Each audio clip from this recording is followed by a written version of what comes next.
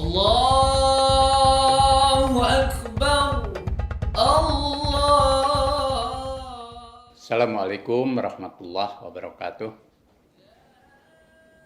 Pada kesempatan ini saya ingin menyampaikan selamat Idul Adha 1443 Hijriah bagi seluruh kaum muslimin, baik di negeri tercinta maupun di mancanegara.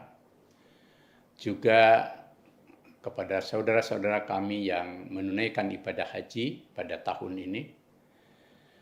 Dua hal yang menjadi momentum bagi kita pada perayaan Idul Adha tahun ini. Pertama, diselenggarakannya kembali ibadah haji termasuk bagi jamaah haji Indonesia yang biarpun belum sepenuhnya tetapi sekitar separuh dari jumlah biasanya, merupakan satu fase baru kita memulai beradaptasi menyelenggarakan ibadah haji dan menunaikan ibadah haji bagi para jamaah yang tahun ini berkesempatan.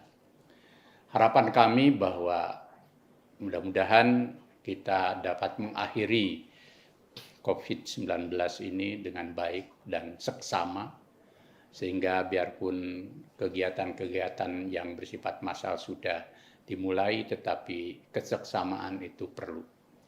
Lebih dari itu, jamaah haji yang nanti pulang ke tanah air akan semakin menjadi, selain memperoleh haji mabrur, juga menularkan kemabruran, menularkan serba kebajikan dalam kehidupan bersama. Bangsa ini memerlukan energi kolektif untuk menebar segala jenis dan bentuk kebajikan tentang persatuan, perdamaian. Kita bisa hidup membangun kebersamaan dalam keragaman, saling menghormati, ada toleransi dalam kehidupan beragama maupun berbangsa. Tidak kalah pentingnya nilai kebaikan yang membawa pada kemajuan hidup bersama. Indonesia sebagai negara yang sedang bertumbuh berkembang menjadi negara yang ingin maju dan unggul, tentu juga memerlukan energi kolektif kemajuan dari semua anak bangsa, termasuk dari para hujaj yang pulang ke tanah air. Yang kedua, momentum Idul Adha dalam konteks ibadah kurban. Kita kaum muslimin yang berkemampuan untuk menjalankan ibadah kurban serta juga menunaikan ibadah sholat sunnah Idul Adha, hari raya penyembelihan, kita harapkan dua hal. Satu, menebar benih kesalehan kolektif. Sebagaimana kita tahu bahwa seluruh ibadah dalam Islam itu melahirkan jiwa yang selalu dekat dengan Tuhan, dengan Allah. Dan karena kedekatan dengan Allah, taqarrub kepadanya itu, orang lalu menjadi serba menjalankan hal-hal dalam kehidupan ini baik, jujur, kemudian suci, bersih, sehingga tidak ada ruang baginya untuk melakukan penyimpangan hatta di saat dia punya kesempatan. Orang yang dekat dengan Tuhan akan memancarkan kesalehan dalam hidupnya. Kesalehan hidup juga harus berbagi dengan orang lain, sehingga kesalehan itu menjadi milik bersama. Dalam membangun keadaban publik di tengah era media sosial dan kehidupan di era revolusi 4.0, kita mesti menjadi bangsa, menjadi umat yang berkeadaban mulia, baik di dalam tutur kata, menulis, mereaksi berbagai hal. Tentu keadaban publik menjadi contoh teladan. Yang kedua juga di dalam menebar hidup rukun bersama. Indonesia dan masyarakat kaum muslimin maupun umat beragama harus bisa menjadikan agama dan nilai-nilai kehidupan kebangsaan kita untuk merekat kebersamaan dan persatuan. Sehingga kita bisa maju, kita bisa jaya, kita bisa menjadi bangsa yang unggul karena kita bersatu. Hatta di saat kita beragam. Termasuk dalam menghadapi perbedaan Idul Adha. Tentu kita berharap ke depan bahwa kaum muslimin baik di Indonesia maupun di dunia punya satu kalender internasional atau kalender global yang memberi kepastian kepada kita. Tetapi sembari itu kita lakukan, di tengah kita berbeda, kita harus saling tasamu, menghormati, menghargai, dan tidak ada yang ingin mendominasi. Biarpun pemerintah menentukan hari dan tanggal Idul Adha sebagaimana Idul Fitri, kita harapkan juga pemerintah bersifat toleran, mengayomi, dan sekaligus juga menjadi tempat untuk bersandar seluruh keragaman. Sehingga pemerintah tidak perlu monolitik. Dan kita berharap bahwa tidak ada kanwil-kanwil yang kemudian menyebarkan instruksi-instruksi pemaksaan. Karena ini menyangkut keyakinan beragama. Disinilah pentingnya keseksamaan, kearifan dari seluruh elit warga bangsa dalam menghadapi perbedaan. Tentu sebagai bangsa dan umat yang ingin menampilkan peradaban Iqra ke depan, peradaban yang maju sebagaimana Islam jaya, kita berharap bahwa kalender umat Islam dan penentuan hari-hari yang berkaitan dengan ibadah yang itu menyangkut wilayah ijtihad memberi kepastian dan setinggi mungkin validitas yang bisa dipertanggungjawabkan secara keilmuan. Karena hidup ke depan itu baik dalam aktivitas keagamaan maupun lain memerlukan kepastian. Kepastian dalam transaksi, kepastian tanggal, kepastian hari, dan lain sebagainya.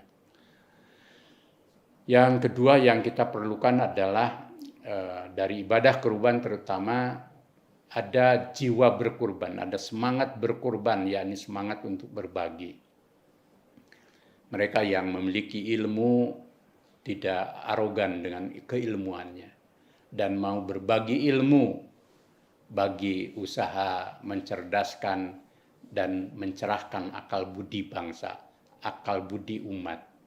Sehingga ilmu itu menyinari jiwa, menyinari akal budi, menyinari alam pikiran, dan menyinari tindakan. Yang kedua tentu bagi siapapun yang memiliki akses pada kekuasaan dan memiliki jabatan dari pusat sampai bawah, lebih-lebih mereka beragama, agama apapun, tentu bagi kaum muslimin karena dalam konteks Idul Adha adalah beragama Islam, kita harapkan bahwa kekuasaan digunakan untuk menebar kemaslahatan bagi orang banyak. Kekuasaan tidak untuk kekuasaan. Kekuasaan tidak untuk memupuk oligarki. Kekuasaan apalagi jangan sampai disalahgunakan untuk korupsi dan segala bentuk penyimpangan kekuasaan. Kekuasaan itu amanah. Kekuasaan itu untuk berkhidmat.